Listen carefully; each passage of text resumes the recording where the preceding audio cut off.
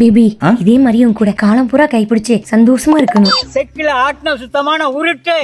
அப்படியே தாங்க. சரி வா போவோம்.